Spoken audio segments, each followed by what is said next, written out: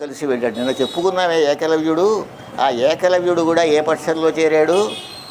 పౌండ్రక వాసుదేవుడు పక్షంలో చేరాడు, జరాసంధుడు పక్షంలో చేరాడు. వాడికి విలువజ్జ వచ్చి ఉంటే ఏమవుతుందండి? అందుకే భగవత్ సంకల్పం జరిగిందని నేను చెప్పాను కదా. దానిలో ఆ లిస్టులో ఉంటుంది, వాడి పేరు చూడండి, దానిలో ఉంటుంది, హరివంశంలో ఉంది ఈ పేరు. వెళ్ళేటప్పుడే బలరామస్వామి యుద్ధం చేస్తుంది. ఏకలవ్యుని జయించడానికి శ్రమ అయింది బలరామస్వామికి కూడా. వేలు లేకపోతే, ఉంటే ఇంక చెప్పక్కర్లేదు. అందుచేత మరి ఏకలవ్యుడిని అలా చేయడం ధర్మమా అధర్మమా, లోకక్షేమమా లోకానికి నష్టమా ఆలోచించండి. భగవంతుడు చేసిన పని. ఈ లోపల కృష్ణ పరమాత్మ గరుడవాహనారూఢుడే వచ్చారు. వచ్చావా కృష్ణ అన్నాడు. చక్రం ఎత్తాలి కదా, వాడే ఎత్తలేడు. బరువు ఇను బహులోహ భార దృఢార కఠోర చక్ర ఉద్ధతి కొని ఇంత పదం వాడని నాచన సోమ. బహులోహ భార దృఢార కఠోర చక్రం నీ తెరంబి ఇది దాకిన ఓర్వగనం సునేసినను. అది ఎగిరి వస్తోంది, బలంగానే వేశాడు. గగనమున వచ్చు చక్రం తన మీద పడిపోతుంది కృష్ణ పరమాత్మ మీద. చిగురాకు బోలె నొడిసి మగుడంగ త్రిప్పి వైచిన. చిగురుటాకు పట్టుకున్నవాడు వాడి మీద, వాడి చేయించిన చక్రం వాడి ప్రాణం మీదకి వచ్చింది. ఇది సినిమాలో కూడా వచ్చిందండి. శ్రీకృష్ణ విజయం అని ఒక సినిమా. ఎందుకు చెప్పాడు పురాణం, చెప్పాడు పురాణం. ఈ సినిమా మటు ఎందుకు, ఏం చేయమని అని అది కూడా ఉండాలి. ఈ సినిమాలో కూడా పౌండ్రక వాసుదేవుడిగా నాగభూషణం గారు వేశారు. ఎన్టీ రామారావు గారు కృష్ణ పరమాత్మ. యదుభక్త వచ్చిదివా రా అంటాడు. చక్రం నేనే ఎత్తండి అంటాడు, పక్కన ఎవడో ఉండి నేనే ఎత్తలేనంటాడు. ఈ పౌండ్రక వేషధారి ఎవరు? నాగభూషణం గారు. ఇది నేను చూశాను కదా, కొంచెం మార్పులతో ఉంది. అంటే సినిమాలో కూడా ఆ కథ వచ్చింది. అందుకోసం సినిమా చూసిన వారికి కూడా ఈ గుర్తు ఉంటుందని చెబుతున్నాను, అంతకంటే ఏం లేదు. నేను చూడకూడదు ఎక్కడైనా ఉంది ఏమిటండి, ఇది ఎక్కడికో పురాణం చెబుతున్నా సినిమాకి వెళ్ళగా ఆంక్ష పెట్టకండి మహాప్రభుగా, ఎలాంటివి చూడటండి. అందుచేత ఏమైందంటే అప్పుడు పౌండ్రక వాసుదేవుడు అలా సంహరింపబడ్డట్టుగా ఉంది. కానీ ఆనాటికి ఉన్నాడు కదా. ఏనాటికి? జరాసంధుడు కాలం నాటికి ఉన్నాడు. జరాసంధుడు తర్వాత ఆ జరాసంధుడికి శిశుపాలుడు వీడు కూడా మిత్రులుగా ఉన్నారు. ఇక్కడ ఏమైందంటే జరాసంధుడిని సంహరించారు. అసలు జరాసంధుడు అనే పేరు ఎలా వచ్చింది అని. బృహద్రథుడని ఒక మహారాజు, గిరివ్రజం అనే పట్టణానికి మగధ దేశానికి రాజధాని అది. అక్కడ పరిపాలిస్తున్నాడు. అతను పరిపాలిస్తుంటే సంతానం లేదు అతనికి. చండకౌశికుడు అనే మునీశ్వరుడి దగ్గరికి వెళ్ళి, సంతానం కలిగితే తపస్సు చేసుకోవాలని ఉందండి, నిశ్చింతుడనైతే తపము చేయగ వచ్చితి పుత్ర జన్మమౌనంతకు. పుత్రుడు కలిగితే ఇంక నేను పుత్రుడికి రాజ్యం చేసి వెళ్ళిపోతాను నేను అని, నాకు పుత్రుడు కలిగేటువంటి విధానం చూడమంటే ఆయన ధ్యానించాడు. ఆ చెయ్యమామిడి చెట్టు కింద కూర్చున్నాడు అతను. ఆ పండు సరిగ్గా ఆయన ఉత్సంగం మీద పడి, నేలమే పడలేదు. ఆ ఉత్సంగం మీద పడితే అది చిలక కొట్టలేదు, ఎంగిల్ లేదు, పైగా ఇక్కడ నేలమే పడలేదు. ఆ పండు నుంచి, ఈ పండు నీ భార్యకి పెట్టవయ్యా, సంతానం కలుగుతుంది, గర్భవతి అవుతుంది. ఆయన గారికి 2 భార్యలు ఉన్నారు. మరి ఏం చేయాలి? ఒక ఆమెకిస్తే ఇంకో ఆమెకి బాధ కలుగుతుంది. సహనం చేసి 2కి పెట్టాడు. వారు గర్భవతులు అయ్యారు. సంతానంగా చెరొక ముక్క పుట్టింది. ఒక్క కన్ను, ఒక చెవి, ఒక కాలు, ఇలా. ఈవిడికో ముక్క, ఆవిడికో ముక్క, ప్రాణం లేదు. ఇది ఎక్కడ కర్మ వచ్చింది ఇది అంటే మహారాజు తెలియకుండానే ఓ దాదిని పిలిచి కోటగొడవతో పారేయండి అన్నారు. పారేశారు. ఆ పట్టణాన్ని జర అనే పేరు కలిగినటువంటి ఒక రాక్షసి రక్షకురాలుగా ఉంది. రాక్షసులు అందరూ దుర్మార్గులు గారు. ఆ పట్టణాన్ని రక్షిస్తూ ఉంటుంది. అది చూడండి, ఆ పట్టణంలోకి ఎవరూ రాకుండా. అది చూసి ఈ 2 ముక్కలు ఏమిటనుకుంది. ఇది ఏమిటో ఇలా కాదు. అయితే ప్రాణం వచ్చి వజ్రదేహం మళ్ళీ విడదేహం అంటే కుదరలేదు. గట్టి వజ్ర సదృశ దేహమై ఏడవడం మొదలెట్టాడు పిల్లవాడు. ఆ పిల్లవాడి తీసుకొచ్చి మహారాజుకి ఇచ్చింది. మహారాజా ఇలా, నువ్వు రాక్షసివి కాదు, దేవతవు, నువ్వు సంతానాన్ని మాకు దక్కించేవని, ఈ కులమెల్లగావగా వచ్చిన భాగ్య దేవతవు అని కృతజ్ఞత చెప్పారు. వాడు జరచేత సంధింపబడ్డాడు గనక జరాసంధుడు అని పేరు వచ్చింది. వజ్రదేహం మళ్ళీ ఏముండదు. దీనికి ఒక పదం ఉంది. జరాసంధుడు సంస్కృతం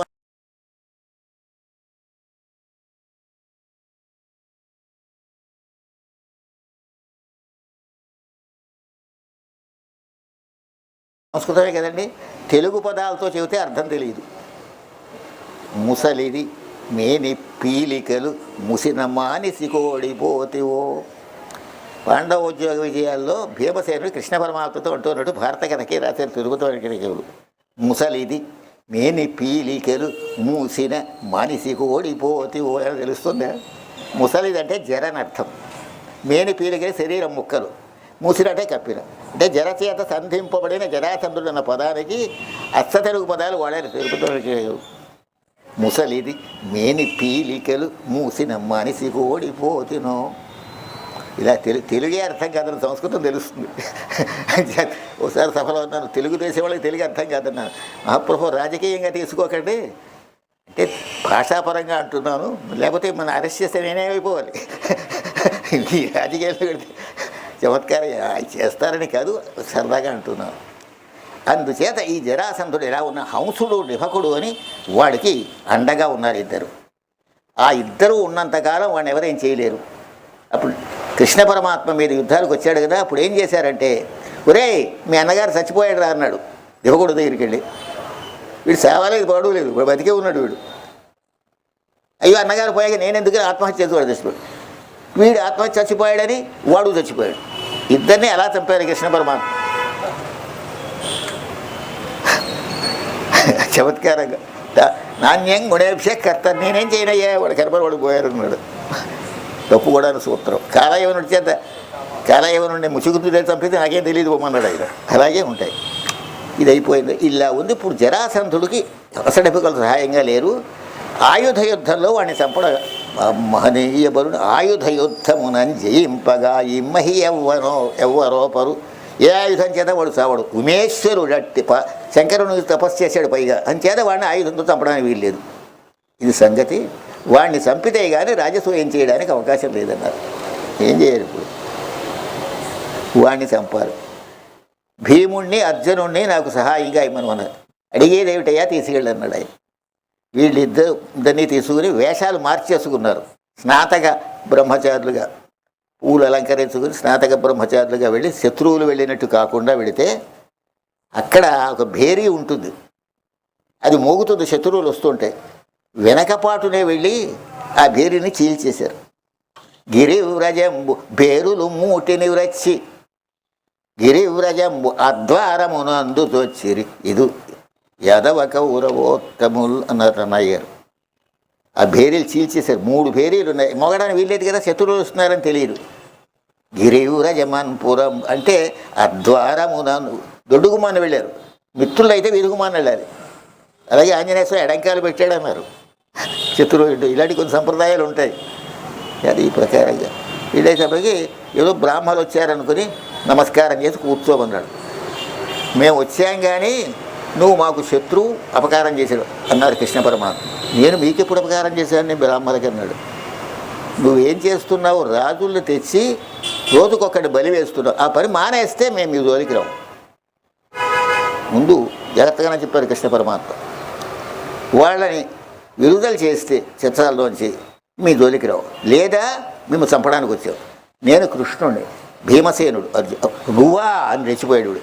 సటావీరుంటే జూలు పట్టుకు లాగితే సింహం ఎంత భయంకరంగా గర్జిస్తుందో అలా గర్జించేటవాడు. గర్జించి నువ్వా అన్నాడు. నువ్వా నా చేతిలో ఓడిపోయి పారిపోయి నీతో యుద్ధం చేయి, మా ముగ్గురులో ఎవరు కోరుకుంటావన్నారు. అర్జునుడు నాకంటే చిన్నవాడు. నాకు ఉజ్జీదారుడు ఎవరు? భీమసేనుడు. భీమసేనుడు వాడే కోరుకున్నాడు. చాలా రోజులు యుద్ధం జరిగింది. వాడిని ఎలా చంపారో తెలుసునా? ఇక్కడ కథ కూడా ఉంది. ఇలా చీల్చేశాడని, మళ్ళీ అతుక్కున్నాయని, అప్పుడు కృష్ణ పరమాత్మ ఇలా అన్నాడని ఈ కథ కూడా ఉంది ప్రచారంలో. కానీ భాగవతంలో కొంచెం తేడాగా ఉంది ఇది. ఈ భీమసేనుడు ఎంతసేపటికి కూడా చంపడం కుదరకపోతూ ఉంటే కృష్ణ పరమాత్మ పుల్ల ఇలా చీరి సరిగానే పడేశారు. అంతే తప్ప ఇలా వ్యతిరేకంగా పడాయి మనం అతుక్కున్న మాట భాగవతంలో లేదు. అతుక్కుంటా మాట లేదు. చీల్చిన తర్వాత కానీ ఆ కథ కల్పించారు మన వాళ్ళు చమత్కారంగా, ఎందుకైనా మంచిదని.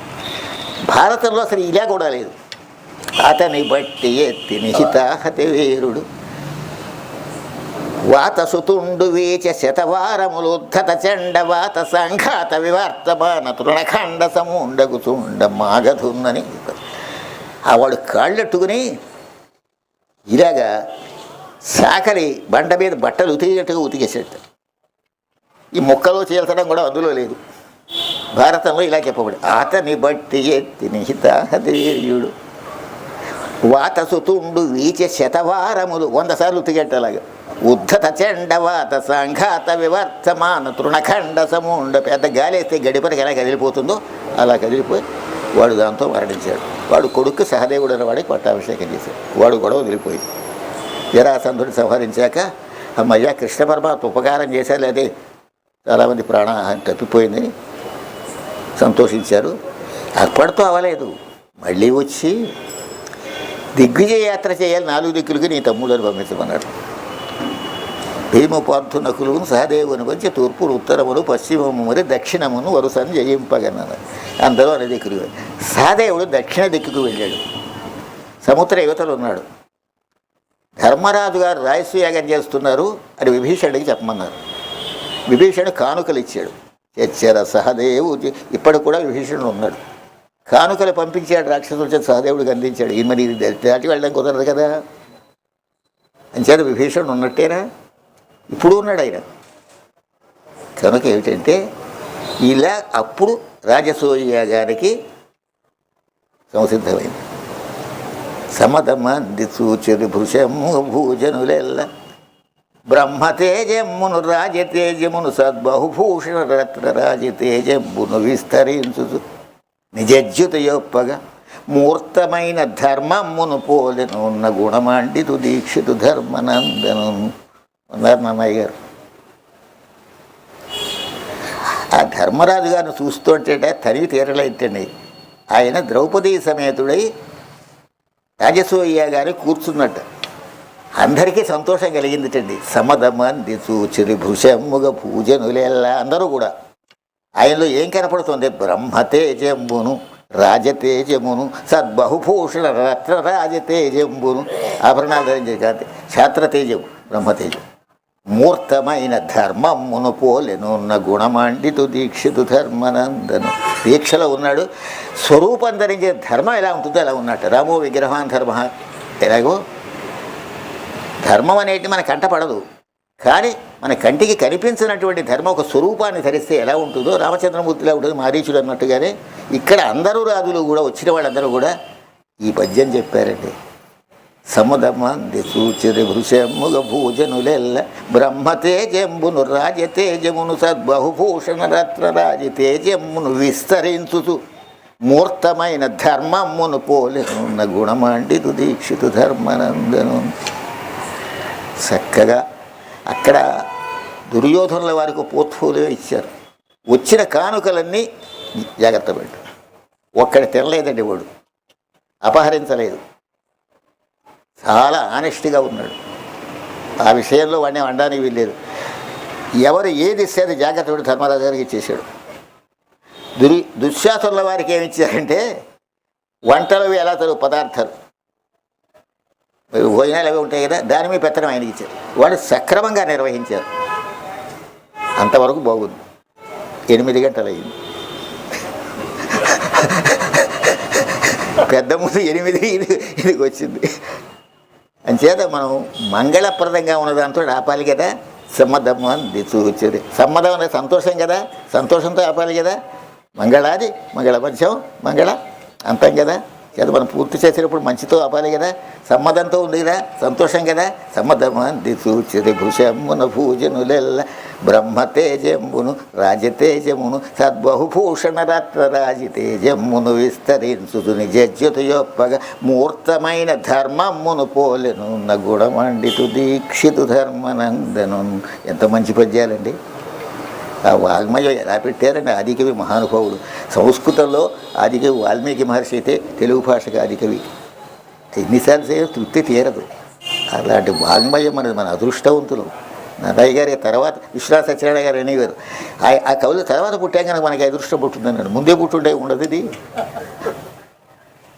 ఆయన కవిత్వం నిరుపమానం. సత్యనారాయణ గారు వేరే అభిప్రాయాలు ఉంటాయి కానీ కొంతమందికి తపస్యాలు. విశ్వనాథ సత్యనారాయణ గారు రామాయణ కల్పవృక్షం మళ్ళీ వాల్మీకి మహర్షి ఇలా రాశారా అనిపిస్తుంది. అంత చక్కగా రాశాడు. ఆనందం మనం ఆనందించాలి. ఒక ఇంప్రెషన్ పడిపోయి అబ్బాయి ఆయనకి అయితే కష్టంగా ఉంటుందిరా అని అనుకోకూడదు. అని చదివి చెప్పాలి ఈ మాట.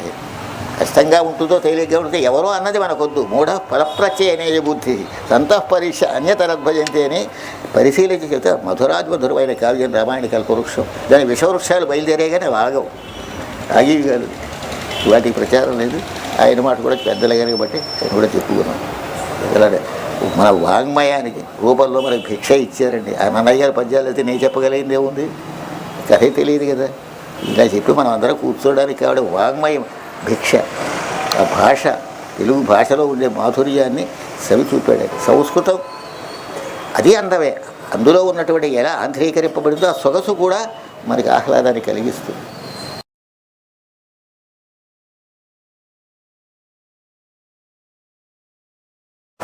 పూర్వకథా ప్రస్తావానుసారంగా రాజ్యాంగ విషయాల్ని ప్రస్తావన చేయడం ఇదంతా జరిగింది. భారత రాజ్యాంగం ఎలా ఉండేదో ఇంకా చాలా విషయాలు ఉన్నాయి. శాంతి పర్వ ప్రసంగం వచ్చినప్పుడు వాటిని కూడా మరింత వివరించడం జరుగుతుంది. అంటే ఈవేళ మనకి రాజ్య పరిపాలన ఎలా ఉంటే దేశం ఏ విధమైనటువంటి అల్లకలోలు లేకుండా సాగా ప్రశాంతంగా జీవితం నడుస్తుంది ప్రజలందరికీ అని దాని యొక్క ఉద్దిష్ట ప్రయోజనం. ఆ పద్ధతులు కనుక ఆనాడు ఆ భారతంలో ఉన్న నిన్న మనం చెప్పుకున్న పద్ధతులు కనుక ఏర్పాటు చేయబడితే చాలా సుఖవంతంగా ఉంటుంది. అంటే ఆ ఉపధాత్రయాన్ని మంత్రుల పరీక్షలు పెట్టడం, ఎక్కడెక్కడ ఎవరిని ఎవరిని ఎక్కడ అపాయింట్మెంట్ చేయి, ఎవరెవరికి ఎలాంటి ఉద్యోగాలు ఇవ్వాలో ఈ విధమైనటువంటి ఆ పద్ధతి కనుక ఈవేళ ప్రవేశపెట్టబడితే సుఖవంతంగా ఉంటుంది. అందులో ప్రశ్న లేదు. అయితే ఈ భీష్ముల వారు చెప్పినవి కూడా ఉన్నాయి. ఆ పర్వం వచ్చినప్పుడు దాని గురించి మనం ప్రస్తావన చేద్దాం. లోటు బడ్జెట్టు, మిల్టు బడ్జెట్టు ఇవన్నీ మనం చెప్పుకున్నాము. ఇవన్నీ యథాతథంగా దానిలో ఉన్నవి, రామాయణంలో ఉన్నవే భారతంలో కూడా వచ్చాయి. అందులో భరతుడితో రామచంద్రమూర్తి అన్న విషయం, ఇక్కడ నారదుల వారు ఇక్కడ ప్రస్తావించిన విషయం, తదుపరి శాంతి పర్వంలో భీష్ముల వారు చెప్పిన విషయాలు కూడా మనకు ఉంటాయి. ఇది సంగతి అన్నమాట. సరే, ఇక కథలోకి వెళదాం. ఇక కథ ఏమిటయ్యా అంటే, ఇక సమధమంది చూచిరి భృశముగ భుజనులెల్ల, ఈ పద్యంతో ఆపాను నిన్న. సమధమంది చూచిరి భృశముగ భుజనులెల్ల బ్రహ్మతేజమును రాజతేజమును సద్బహుభూషణ రత్న రాజతేజమును విస్తరించుతూ నిజజ్యుతయొప్పగ మూర్తమైన ధర్మమును పోలెనున్న గుణమండితు దీక్షితు ధర్మనందను. చక్కని పద్యం రాశారు మహానుభావులు. నన్నయ్య గారు ఆది కవి, మనకి భిక్ష పెట్టిన మహనీయుడు, 11వ శతాబ్దం. అయితే ఇలా ఆయన చక్కగా పూర్తి చేశాడు. రాజసూయ యాగం పూర్తి, రాజులందరినీ జయించడం, ఆ కానుకలు తీసుకురావడం, శరణాగతులైన వాడిని రక్షించడం, ఎదిరించిన వాళ్ళని శిక్షించడం, అది దానిలో. కానీ జననష్టం కూడా అవుతుంది అందులో రాజసూయ యాగం. రామచంద్రమూర్తి కూడా రాజసూయాగం చేద్దామా అన్నారు. ఉత్తర రామాయణంలో ఉంది ఆ విషయం. భరతుడు అన్నారు కదా, అలా వద్దు, హింస జరుగుతుంది, దానివల్లని విరమింపజేసి అశ్వమేధ యాగం చేయించినట్టుగా ఉత్తర రామాయణంలో ఉంది. కానీ ఇక్కడ ఇది అవసరమైందని చేత జరాసంధుడు మొదలైన దుష్టులు ఉన్నారు కనుక వాళ్ళ సంహారం ఆవశ్యకం కాబట్టి కృష్ణ పరమాత్మ చేయమని ప్రోత్సహించారు. ఇక్కడ ఇది అవసరం, అప్పుడు అవసరం లేదు. ఇది సంగతి అనమాట. ఏది ఎక్కడ అవసరం చూసుకోవాలి. సరే, తర్వాత సంగతి చూద్దాం. ఇదంతా అయిన తర్వాత అర్ఘ్యం ఎవరికి ఇవ్వాలి అని ప్రశ్న. అర్ఘ్యం అంటే పూజాద్రవ్యం. ఎవరికి అగ్ర పూజ చేయడం, మొట్టమొదటిసారిగా ఎవరికి పూజ చేయడం, అది అర్ఘ్యం. మనం అర్ఘ్యప్రదానం అంటే నీళ్లతో చేస్తాం. ఈ అర్ఘ్యప్రదానం వేరు. ఈ అర్ఘ్యం అంటే పూజాద్రవ్యం అని అర్థం. పుష్పాలతోటి, నూతన వస్త్రాలతో అనేక విషయాలుగా ఎందరికంటే ఎవరు శ్రేష్ఠులో వారిని అర్చన చేయడం. ఎవరికి అర్చన చేద్దామన్నారు. భీష్ముల వారు సమాధానం చెప్పారు. రోతసి కుహరంబు రుచిరాంసుతతి చేసి అర్కుండు వెలిగించునటులు అమృత నిశ్యంద చంద్రికల చేసి చంద్రుడు ఆనందించునట్టులు పోలిపోవచ్చు. రోదసీ కుహరం ఈవేళ రోదసీలోకి వెళ్ళిపోతున్నాయి అంటున్నారు కదా. ఈ రోదసీ అనేది మన పదం. లేదా భూమి ఆకాశముల మధ్య భాగం. అక్కడ సూర్యభగవానుడు ఎలా అయితే అక్కడ ఉండి తేజస్సు ప్రసాదించి మనందరికీ చైతన్యం కలిగిస్తున్నాడో, అదేవిధంగా ఆకాశం మధ్యలో చంద్రుడు ఏ విధంగా అయితే అమృత కిరణాల చేత ఓషధులకి సంతర్పణం చేసి పంటలు పండిస్తున్నాడో, అలాగే సూర్యుని వలె చైతన్యాన్ని, చంద్రుని వలె అమృతోపమానమైనటువంటి పదార్థాల్ని అంత చేసేటు భగవంతుడు అద్యనాభుడు కృష్ణుడు, కృష్ణ పరమాత్మ ఉన్నారు ఇక్కడ. ఆయనకి అర్ఘ్యం ఇవ్వవలసిందే అని భీష్ముల వారు ప్రతిపాదన చేశారు. ఇంకా ఆయన ప్రతిపాదన చేస్తే అడ్డమే ఉంటుంది. వెంటనే ధర్మరాజు గారు ఆనందించి ఆయన అభిమతం కూడా అదే. కానీ పెద్దల్ని అడిగి చేశాడు ఆయన. అది విశేషం. నా అంతటిని చేస్తున్నాను పెద్దల ఏదో మనకి తెలిసిన విషయమైనా పెద్దల అనుమతి తీసుకుని చెయ్యాలని సంప్రదాయాన్ని మనకి నేర్పడం కోసం ఈ ఘట్టం ఏర్పడింది. సరే, సహదేవోపనీతం వైరా, సహదేవుడు పూజాద్రవ్యాన్ని పట్టుకొచ్చాడు. ఒక్కొక్కటే ఎప్పుడెప్పుడు ఏమి సమర్పించాలో అవన్నీ కూడా ఆయన పళ్ళెల్లో పెట్టి పట్టుకొచ్చాడు. ఈయన ఎలా సమర్పిస్తున్నాడు చాలా చక్కగా. అప్పుడు ఎలా ఉంది అంటే గోవిందు సుందరాకారం దర్శింపదాలకుండే భగవంతుడు మనకి మేనత్త కొడుకు సాక్షాత్తుగా ఇటు మనకి సాక్షాత్కరించినటువంటి దైవం, ఆ దైవానికి అర్చన చేశారని అపారమైన ఆనందం పోతుంది నా ధర్మరాజు గారు. ఆనంద బాష్పాలు వస్తూ ఉంటే ఆనంద బాష్పాలు కళ్ళు ఆ బాష్పాలు అడ్డం వచ్చి గోవిందు సుందరాకారం దర్శింపలేక ఉండే అన్నారు. ఆ గోవిందుని యొక్క సుందరాకారం చూడడానికి కానీ అవకాశం కుదరలేదు.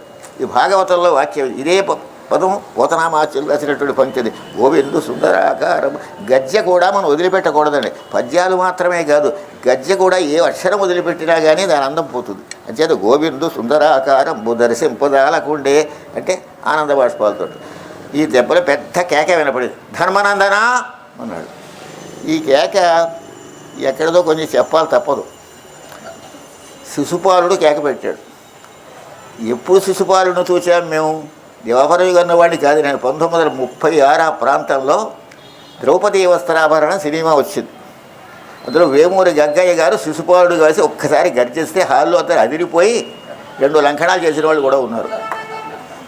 అంత కేక పెట్టాడు ఆయన. ధర్మనందనా హాలు ప్రతిధ్వనించిపోయి. అందుకోసం అందులో భయపడ్డవాళ్ళలో నేను ఒకటి మహావీరుణ్ణి కదా, అందులో భయపడేవాడిని. అందుచేత అప్పుడు సిఎస్ఆర్ ఆంజనేయులు గారు కృష్ణ పరమాత్మ వేషం, భీమసేనుడుగా దొమ్మేడి సూర్యనారాయణ గారు, ధర్మరాజుగా చొప్పల్లి సూర్యనారాయణ భాగవతార. విజయనగరం అయితే హరికథలు చక్కగా చెప్పాడు. విద్వాంసుడై చొప్పల్లి సూర్యనారాయణ భాగవతార అంటే బాగా విద్వాంసుడై హరికథలు చెప్పిన వాడు. ఆయన ధర్మరాజుగా వేశాడు. అది మళ్ళీ ఇప్పుడు గుర్తొచ్చి వేమూరి గగ్గయ్య గారు ధర్మనందన అన్నాడు. ఆయన ఎప్పుడు వేసినా ఇప్పుడు ఎస్వి రంగారావు గారు ఎలా అయితే దుష్టపాత్రలు ధరిస్తున్నాడో, కంసుడు, జరాసంధుడు, శిశుపాలుడు, అప్పుడు ఆ వేమూరి గగ్గయ్య గారు ధరి 1955 డిసెంబర్ నెలలో ఆయన వెళ్ళిపోయాడు. చివరి రోజుల్లో రోగగ్రస్తుడు. కానీ ఆ గర్జన చాలా అద్భుతంగా ఉండేది. రావలదు రాదనదన్నటువంటి మొత్తం హాలంతా దద్దరిల్లిపోయేది. ఆ పాత్రోచితమైనటువంటి విధానం ఆ వేళ దాంతో అప్పుడని పౌరాణిక సినిమాలే వచ్చేవి, ఇతరమైనటువంటి ఉండేవి కాదు. అంచేత అది గుర్తుకొచ్చి ఆ ధర్మనందన అని పిలిచినటువంటి నేను భయపడ్డ వాళ్ళలో మహావీరుడు ఒకడిని గనక అది గుర్తు చేసుకు ఇప్పుడు చదువుతున్నాను. భయపడ్డ వాళ్ళలో మహావీరుడు ఒకడిని గనక అంచేత ధర్మనందన అన్నాడు. ఇక్కడ కూడా అలా అన్నట్టే లెక్క. అక్కడ ఏమన్నాడంటే ఏ ఫలమాశించిది పూజ చేయుటకు సంపద్గర్వమా ధర్మజ. ఈ పద్యం మల్లాది రామకృష్ణ శాస్త్రి గారి ద్రౌపది వస్త్రాభరణం రాశాడు. అందులో పద్యం కులమా గోత్రమా త్రాష్ట్రుండు గోపాలుని ఏ ఫలమాశించిది పూజ చేయుటకు సంపద్గర్వమా ధర్మజ అని మల్లాది చంద్రశేఖర శాస్త్రి గారికి చుట్టమైన ఆయన. అంటే ఇప్పుడు ప్రసిద్ధ పౌరాణికుడు మల్లాది రామకృష్ణ శాస్త్రి గారు ద్రౌపది వస్త్రాభరణం రాశాడు. ఆ శిశుపాల పాత్ర చేత ఆ పద్యాన్ని